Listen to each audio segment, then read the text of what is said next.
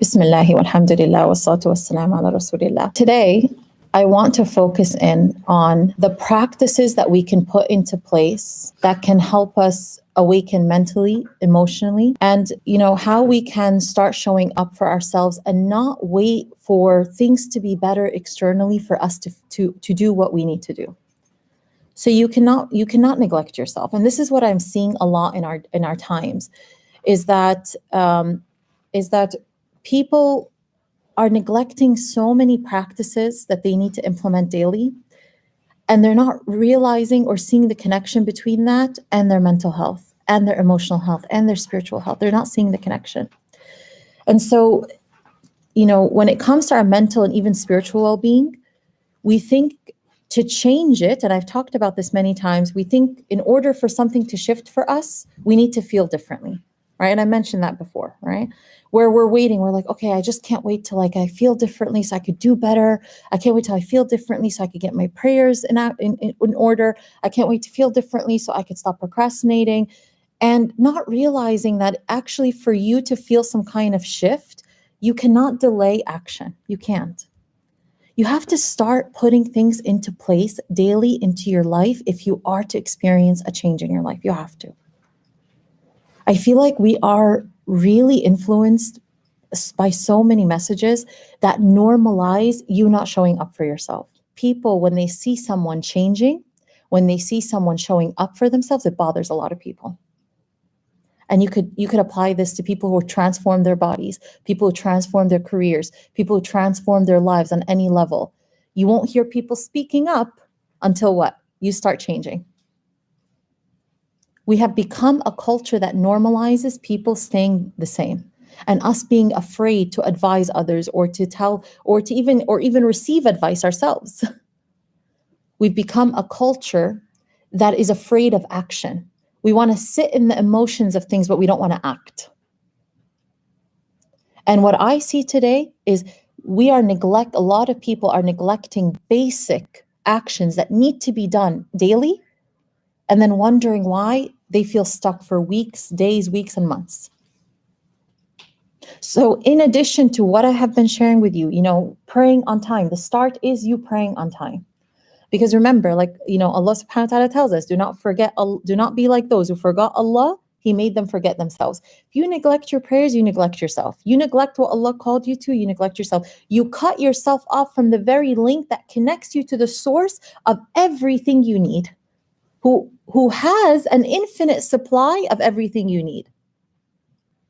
You need love, you need nourishment, you need kindness, you need mercy. He has an infinite supply of that. So you cannot neglect prayer and expect that you're going to show up for yourself. Okay? So we're already in agreement with that, right? I don't want to spend too much time on it because I focused on it in previous sessions, but it's always a given and it's always good to have that reminder. You need to get your prayers in order. The Prophet ﷺ was asked which deeds are best. The first one he said was prayer on time. Because it is what Allah subhanahu wa ta'ala loves. You're prioritizing your appointments with Him in your day. How can you prioritize your appointments with Him, your meetings with Him, and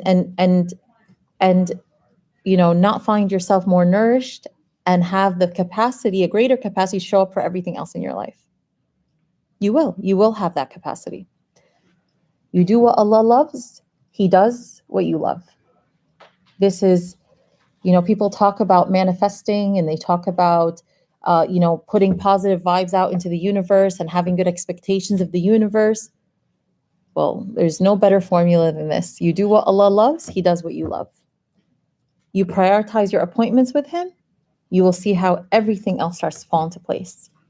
And you start actually showing up for what you need to thrive on a greater level. The second thing, and I'm not going to dwell too much on this because I've already talked about it several times, anchoring yourself in the Quran, anchoring yourself in Allah's words daily. We're exposed to so many unhealthy words, so many unhealthy narratives, so much falsehood. You need an anchoring in truth. And if you're not anchored in truth, expect all of those unhealthy narratives, all of those unhealthy words to override and to be more powerful within you. Okay? So those are the first two things. I'm going to just mention them as, a reminder, but now I want to get into how other things that we neglect. Your relationship with yourself needs to be rectified. A lot of people don't realize that they have a very toxic relationship with themselves, and they try to mask it with Islam. They try to cover it up with Islam, but it comes up. It comes up because eventually the truth always surfaces. And oftentimes when people don't rectify the relationship they have with themselves, whether that's due to trauma, past experiences, what happens is they start projecting onto Allah what doesn't belong to Allah. They start to view Allah in the same way they view themselves.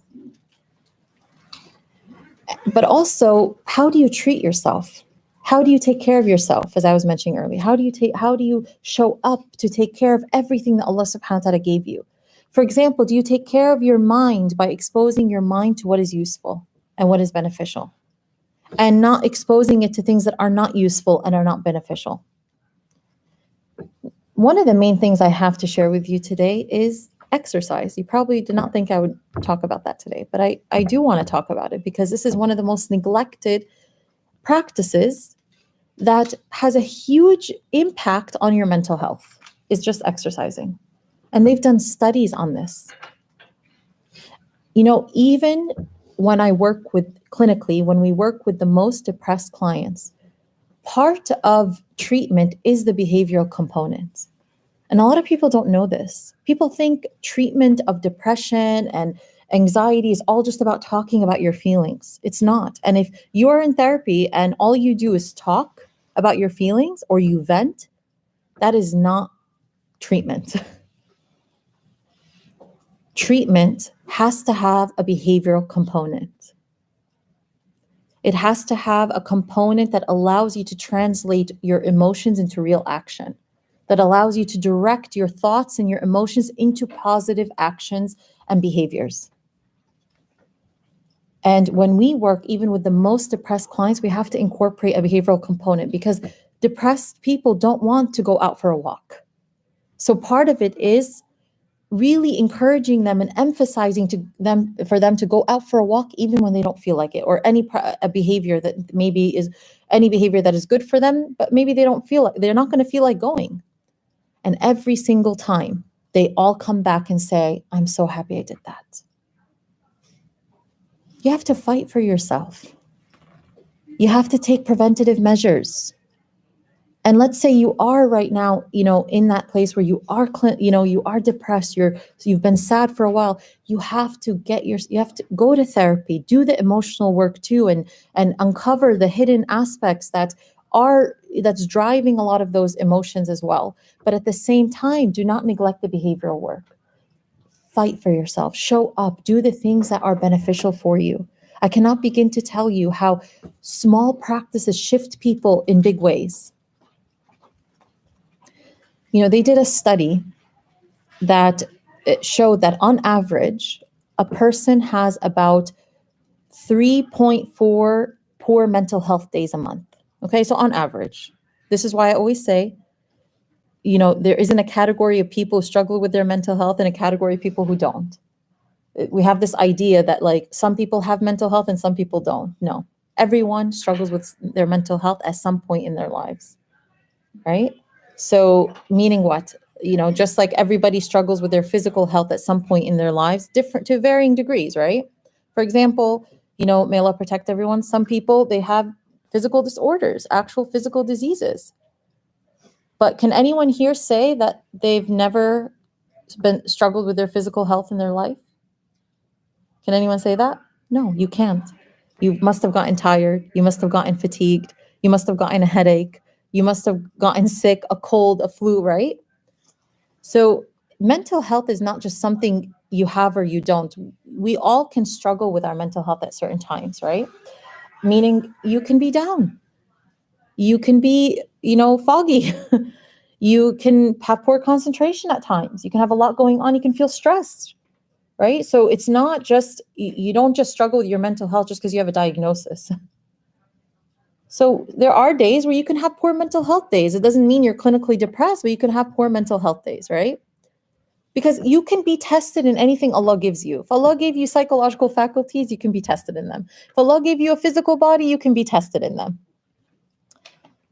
So we need to normalize the way we speak about mental health, that it's not just something that some people have and other people don't.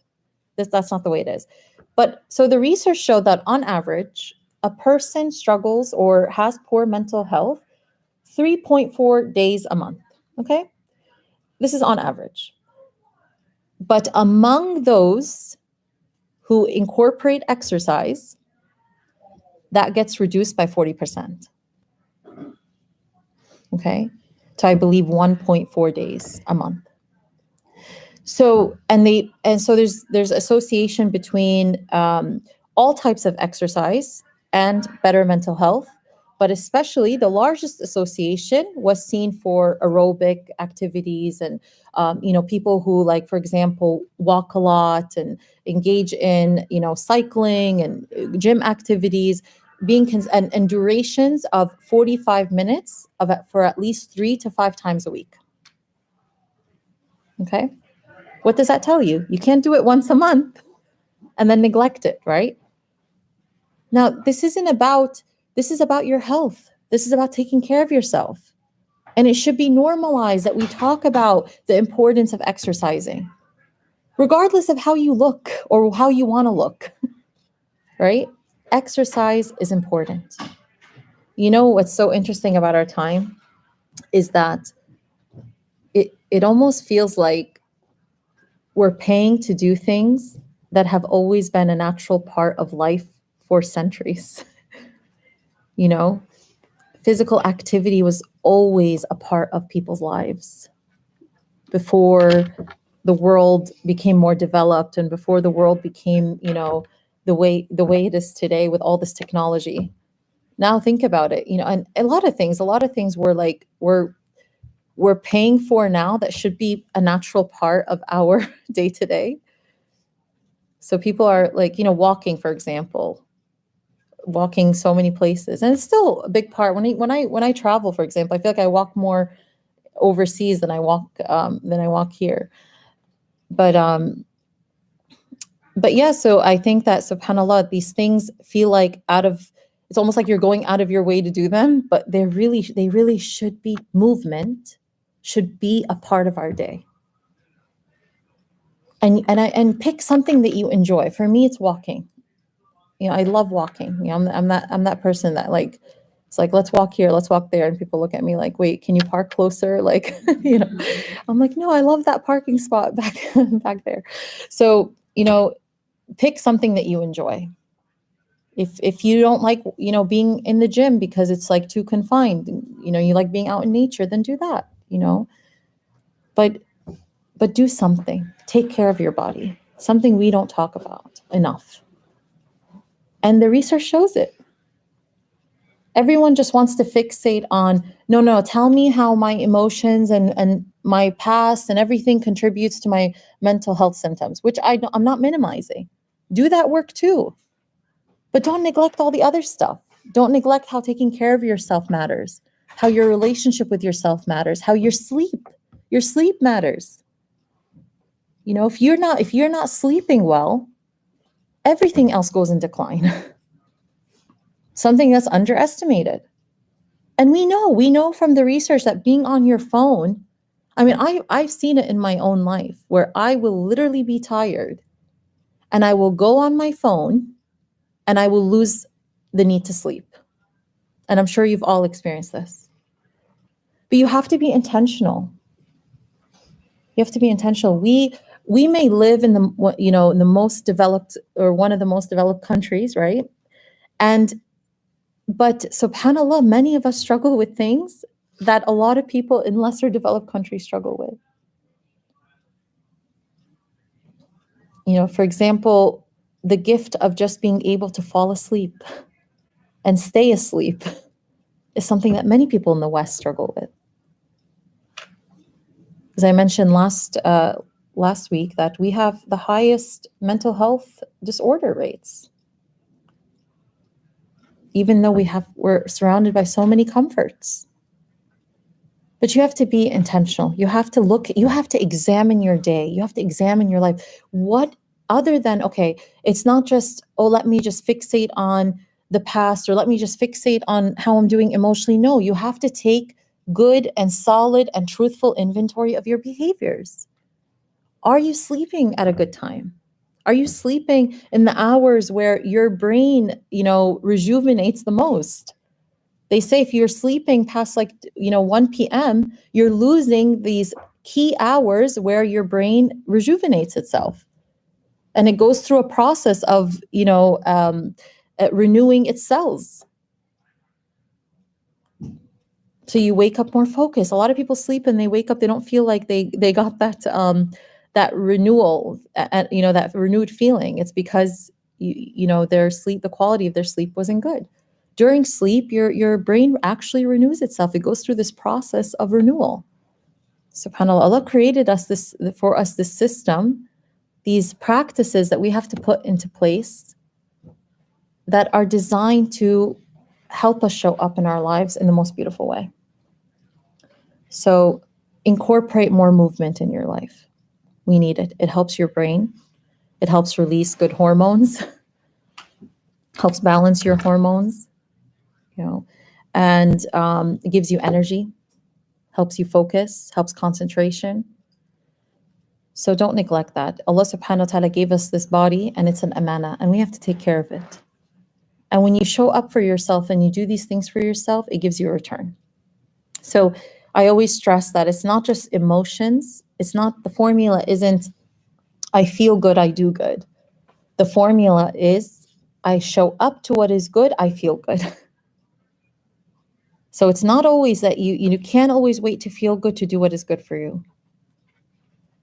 And we know, even in psychology, that what you do sends your brain messages. That even on a day where you're sad and you smile, you're sending a message to your brain that you're happy. But a lot of times we think that, oh, my feeling should dictate how I show up. That it's almost wrong for me to smile when I'm not doing well. No, it's okay. This concept of it's okay to force yourself sometimes to do what you need to do should be normalized. There's nothing wrong with that. All it will do is give you a positive return.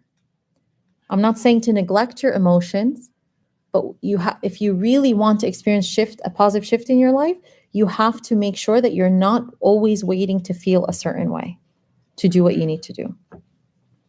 The other thing is, the other practice that a lot of people neglect is a clean environment, a decluttered environment. We also know, and first of all, this is a big part of our faith, before I even mention the research, but this is a big part of our faith. The Prophet sallallahu alaihi wasallam, he said that cleanliness is half of the faith. Your environment, this concept of a cluttered place is a cluttered mind, or a cluttered environment is a cluttered mind, is so true. It is unbelievably true, but often neglected. Just the practice of getting up and making your bed, it shifts you. It feels heavy to do if you're not used to doing it, but it shifts you. It sets your mind into motion of doing things that are good for you. So you can't be at the mercy of your emotions. Make a commitment today that you will no longer live your life letting your emotions dictate for you what you are supposed to do for yourself each day. Make that commitment for yourself. Say, I don't worship my emotions. They're not the authority over me. They are there to teach me. Yes, they are there to guide me. They are there as teachers. They tell me, okay, well, this, they point you to a different meaning. And they are a means to Allah subhanahu wa ta'ala. They are not the end. Do not make them the end. Do not make them destination. This is what happens to a lot of people. Oh, I'm sad today. That's it. It's the end. And they think their sadness is the destination for the day. But we've all seen those days where you can wake up and you could be sad about something, and by the end of the day, your emotions are shifted, right? What does that tell you? Emotions, they're not who you are. They don't define who you are. They are experiences, and they are states that move. It's how you direct them that matters. But a clean environment and maintaining a clean environment, not just clean, but decluttered. There's a difference. You can have a clean space, but it could be so cluttered. What does cluttered mean is that you have more than you need. You have, it's not organized. Things are all over the place. That affects you. It doesn't feel like there's order. It doesn't feel like there's organization. So we know that even just like when let's say a person who is struggling gets up and just cleans one part of their room, it shifts them. Organizing maybe their nightstand or making their bed or doing something physical that has to do with cleaning or organizing, it shifts the person. So don't wait until things add up and then they become so overwhelming and then you feel like you're drowning. Just start today. If you go home and your place is cluttered, pick one area. You say, before I go to bed, I'm just going to clean this one area. I'm just going to organize this one area. If you haven't exercised in a while and it's so heavy, I promise you it's going to be heavy the first time. But once you start, you're going to thank God you started. It's going to be heavy. It's always heavy. Like even for me, like if I go periods without exercising, for me to resume, it's that resuming day is always the hardest. But then once you get into it, you're like, oh, alhamdulillah, I started. It's just the longer you delay, the heavier things are. And shaitan always wants you to delay doing what is good for you. And the next thing is doing things with presence. It's not about adding big, things to your day. It's about doing more things with presence and mindfulness and intention. They did a study where they had people just be more mindful and present while they were washing dishes. And they reported a 27% reduction in their nervousness. Just by being present with washing dishes and washing the dishes instead of just washing dishes and mindlessly, paying attention to the soap, the feeling, being present. I know it sounds like, why do I need to be present with dishes, right? But these things, when you are in the moment, it matters. Because then when you're walking outside, you're not just walking, you're being present with the air, with, you're taking in everything more and you're being more connected. You're increasing your connection to what you're experiencing. And what's happening to a lot of people now is that they're not experiencing connection. They're connected to a lot of things, but they're not experiencing connection. You're connected online with your phones, but a lot of people are not experiencing connection. You may be connected to a lot of people, let's say online and social media, but you're not really experiencing connection. And that's the big problem of our time and why there's so much loneliness, is that there's this illusion of, I'm connected, I'm doing all these things, I am active. You could be active, but you're not productive. You could be speaking to a lot of people with no connection. You could be doing all of these things, but you could be not nourished. And there's a big difference. So if you were one of the people that raised your hand when I asked if you felt stuck, if you didn't feel nourished these days, if you felt like you were in a funk, if you felt like you were just, going through the motions, you have to make a commitment to doing something different about it. You cannot just be thinking about doing it. And you cannot just be waiting to feel to do it. If you are to experience consistent benefits in your life, you have to consistently show up. It's the same thing with like food, what we consume, right? Diet isn't just food, it's mental diet. What are you absorbing? Your mental diet is what you're absorbing mentally through your eyes, through your ears. What are you listening to? Your food diet, the food we put into our bodies matters. You could eat things that nourish you, and you could eat things that deplete you, that make you crash, that make you lose the energy you need for the rest of the day. So we're talking about a holistic kind of change. We're not talking about just, one area. And I'm giving you these examples so you can assess what areas need your attention. This is another thing that a lot of people don't talk about when we discuss mental health, how like vitamin deficiencies, diet can impact people's mental health poorly. So I think people think that improving their mental health is just about talking about the feel, like it's like one area. It's just like, tell me about the psychological components. But no, with everything is connected. Your behaviors impact your mental health. Your diet impacts your mental health. Exercise impacts your mental health. Your environment impacts your mental health. The people you surround yourself with impact your mental health. What you absorb with your eyes impacts your mental health. What you absorb with your ears impacts your mental health, what you're listening to. And your spirituality impacts your mental health. Just as your mental health has an impact on your spiritual health also impacts your mental health. Your spiritual health also impacts your mental health. Everything is interconnected. And I think in our time, what we like to do is we like to live in compartments. My mental health is over here, and my spiritual health is over here. My physical health is over here, my mental health is over here. That they're separated. They're not separate. Everything impacts each other. And what you do for yourself in one area affects you positively or negatively, depends on, or if you're doing something negative for yourself, whatever you do in one area impacts other areas. Everything is connected. So if you've been fixated just on how you've been feeling, it's time to zoom out and look at all the other areas that are impacting you being mentally, emotionally, and spiritually stuck right now. Do you need to incorporate more movement in your day? Do you need to eat healthier?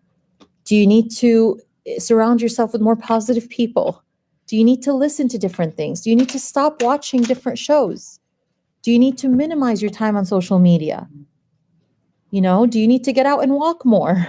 Do you need to, declutter your environment? Do you need to clean your environment? Remove things from your environment that adds clutter and makes things feel noisy outside of you? Do you need to give away things to charity? By the way, charity and showing up for other people is another thing. When was the last time you gave to others of your time, of your wealth? All of these things impact how you are, the health of your inner world. It's not just one thing. So zoom out, take a holistic view of how you've been doing, but then take action. Follow through with action. Don't wait to feel a certain way to show up to what you need to do. Set a routine for yourself, but not a rigid routine where if one thing falls off, you abandon the entire thing. No, we don't want that. But set a routine. And if it doesn't always look the same, it's okay. You keep trying. You keep doing what you can. You keep walking towards Allah in all your conditions. Can we commit to taking this inventory of ourselves this week and start taking maybe one action from the things that I mentioned and implement it this week? Okay, we clear? We need to start taking action. SubhanAllah, so many times people will be in a funk, and I see this in my work all the time, and I'm only sharing this because I know it works. I see it in my own life, and I see it in everybody I work with, that you can't just keep doing what you've always been doing and expect different results. What do we call that? Insanity, right? And you can't just talk yourself out of being stuck mentally and emotionally, meaning that you have to incorporate a behavioral shift. You have to make some behavioral changes, and you have to prioritize action in your life. You have to. At the end of the day, by the way, what does Allah judge you for? Your actions. Meaning right now you could have, like, let's say you have a thought, right? And it's not a thought that's pleasing to Allah subhanahu wa ta'ala. Does Allah judge you for that? No. He judges you for if you act upon it. And actually, if you don't act upon it, you get rewarded. So Allah looks to your intentions and what you actually do. Everything else, your thoughts, your emotions, it's good to be present, and it's good to be connected to them so that you can direct them in positive directions. but not so that they become the authority over you, so that they become your Lord.